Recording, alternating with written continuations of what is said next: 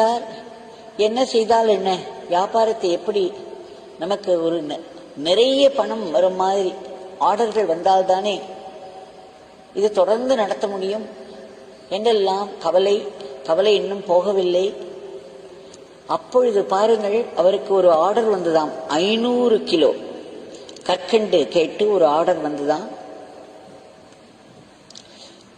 அவருக்கு பிரமிப்பாக போய்விட்டது. இன்றைக்கு காலையில் சுவாமியிடம் சண்டையிட்டல்லவா வந்தேன், கதறினேன், சண்டையிட்டேன்.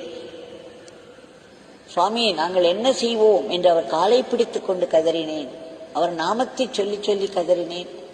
இதோ 500 கிலோ கற்கண்டுக்கு ஆர்டர் வந்து விட்டதே என்று அகமகிழ்ந்து போனார்.